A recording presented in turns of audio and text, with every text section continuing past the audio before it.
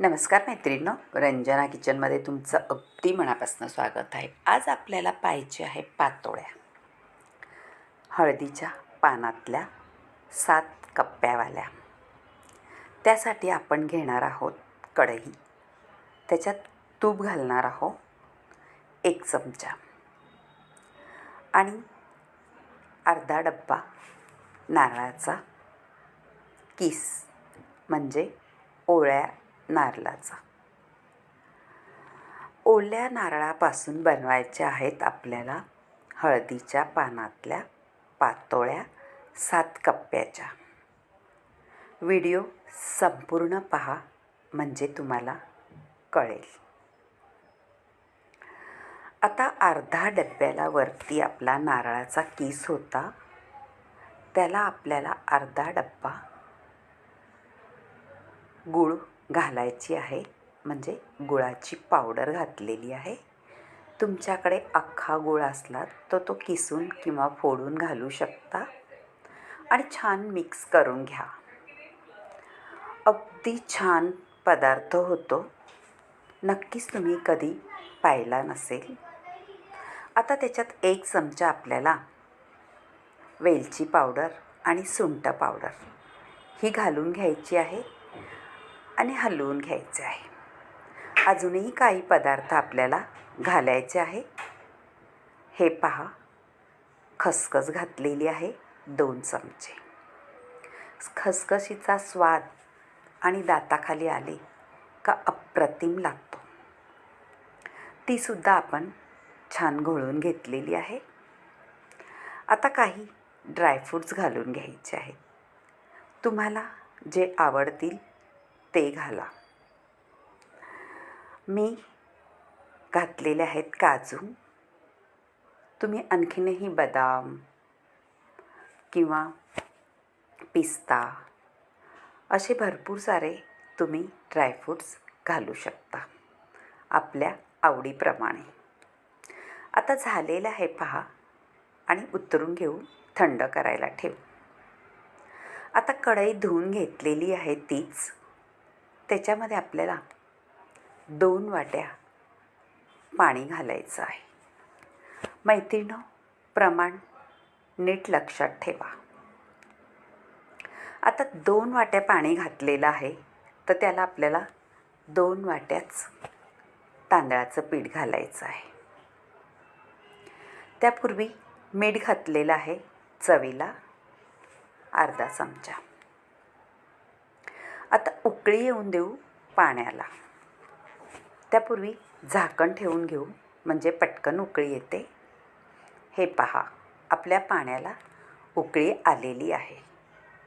आता आपल्याला 2 वाट्या तांदळाचं पीठ घालून घ्यायचं आहे. 2 वाट्या पाणी, त्याच वाटीने 2 वाट्या तांदळाचं पीठ घालायचं आहे. हलवून घ्यायचे पटकनी आणि आपल्याला गॅस बंद करून झाकण ठेवायचं आहे 2 मिनिटं.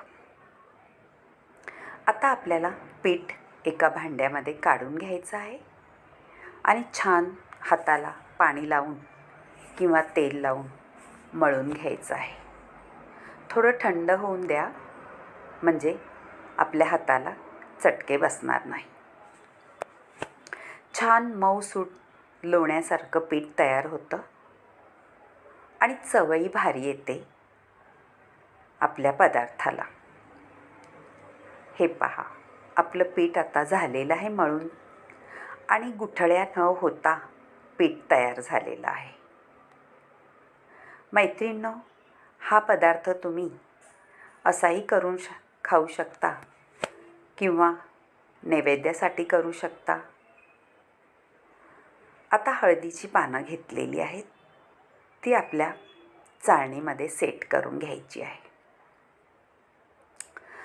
असं स्वच्छ धुवून घेतलेली आहेत. त्याला थोडंसं तेलही लावून ठेवलेलं आहे.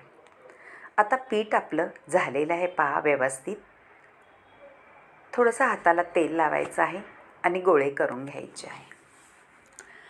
आपल्याला मोठे छोटे ज्या आकारात करायचे आहे तसे करून घ्या.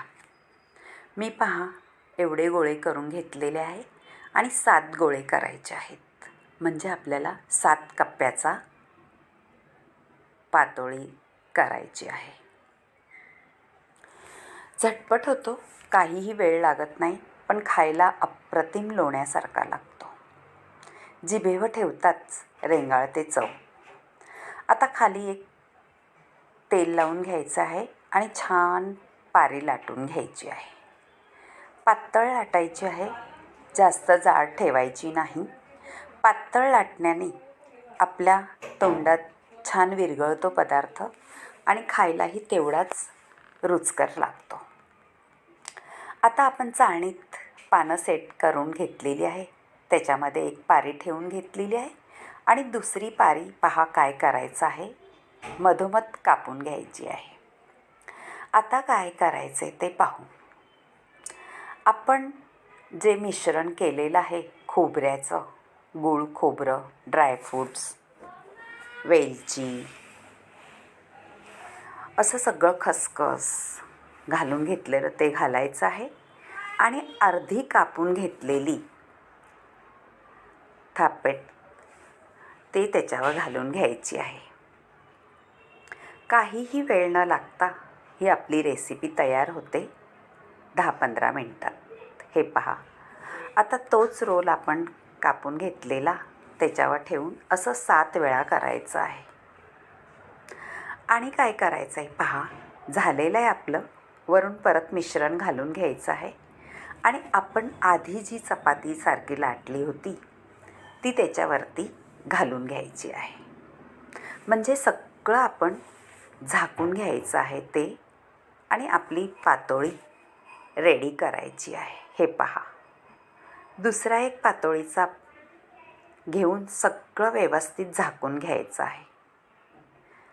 म्हणजे आपले 7 थराची पातोळी तयार होणार आहे. मैत्रिणींनो, तुम्ही कधी पाहिले का अशी? नसली पाहिली तर नक्की करून पहा. हे पहा, आता पाणी घेतलेलं आहे खाली, त्याच्यामध्ये चाळण आपले ठेवून द्यायचे आणि वाफवून घ्यायचे आहे 10 मिनटं.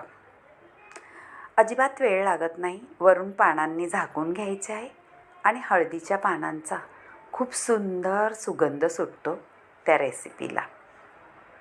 आता 10-15 मिनटं झाल्यानंतर त्यापूर्वी आपण अजूनही पातोळ्या तयार करायच्या आहेत.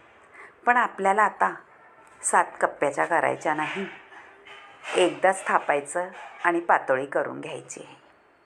झटपट होते, तुम्ही कोणत्याही प्रकारचे करा, चव तेवढीच भन्नाट लागणार आहे. ह्या पदार्थाचे आपण मोदकही करू शकतो, पातोळ्याही करू शकतो, 7 कप्प्याच्या पातोळ्या करू शकतो, 1 कप्प्याची पातोळी करू शकतो. अगदी पीठ तुमचं जर परफेक्ट झालं तर पातोळी अजिबात बिघडत नाही. आणि प्रमाण तुम्ही अचूक करा, तुमचा पदार्थ अजिबातच बिघडणार नाही. मैत्रिणींनो, करून पहा. नक्कीच व्हिडिओ पाहताच करायला घ्या, इतकी भन्नाट रेसिपी होते. तुम्ही कधीही करून खाऊ शकता. सणावाराला करा किंवा तुम्हाला आठवण आली तरीसुद्धा करून खाऊ शकता. आता आपण 7 कप्प्याची पातोळी ठेवलेली आहे, ती पाहू. शिजले पहा आणि आपल्या पानांचाही कलर पिवळा झालेला आहे. याचा अर्थ आपल्या हळदीचा पानाचा रस आपल्या पातोळीमध्ये उतरलेला आहे. आता दुसऱ्या आपण पातोळ्या केलेल्या आहेत त्यासुद्धा ठेवून घेऊ आणि वाफवून घेऊ 10 मिनटात. झटपट पदार्थ होतो. ज्यांना जे मोदक जमत नाही त्यांनी हा पदार्थ नक्कीच करून पहा. मोदकासारखीच चव येते. काही वेगळे पदार्थ बनवायचीही गरज लागत नाही. आणि तुम्हाला आवडलं तर नक्कीच रंजना किचनला लाईक करा, शेअर करा, कमेंट करायला विसरू नका. आपली 7 कप्प्याची पातोळी तयार झालेली आहे. आता आपण दुसऱ्याही पाहू. हे पहा, ह्या पण शिजून तयार झालेले आहे. त्यासुद्धा आपण थंड करून काढून घ्यायचे आहे. त्यापूर्वी आपण कट करून घेऊ आपली 7 कप्प्याची पातोळी. सुंदर खमंग आणि 7 कप्पेवाली पातोळी तयार झालेली आहे. त्याच्यावर छानपैकी तूप घाला आणि ताव मारा. नक्कीच तुम्हाला आवडली असेल तर व्हिडिओ पाहता करून पहा. तेवढीच भन्नाट झालेली आहे आणि तुपाबरोबर खा किंवा अशीसुद्धा खाऊ शकता. व्हिडिओ पाहताच करून पाहाल मला तर नक्कीच वाटतंय.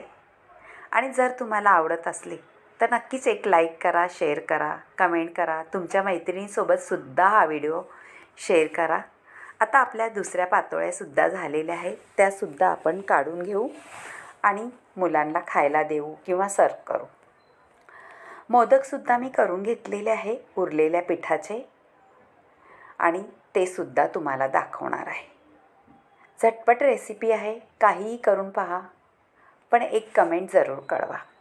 घरचंच चॅनल असल्याप्रमाणे तुम्हाला माझ्या रेसिपी आवडत असल्या तर नक्कीच करून पाहत जा आणि एक कमेंट जरूर कळवत जा. बाय मैत्रिणींनो, भेटूया आपण अशाच काही नवीन नवीन रेसिपी घेऊन. अगदी पांढरं शुभ्र पातोळ्या तयार झालेल्या आहेत आपल्या हळदीच्या पानातल्या. इतका खमंग स्वाद सुटतो हळदीचा पानाचा का तुम्ही नक्कीच करून पाहाल. ह्या तिन्ही रेसिपी अगदी तुम्हाला मनात भरतील आणि पाहताच क्षणी व्हिडिओ नक्की करायला घ्याल. बाय बाय मैत्रिणींनो, भेटूया आता अशाच नवनवीन रेसिपी घेऊन. त्यापूर्वी बाय.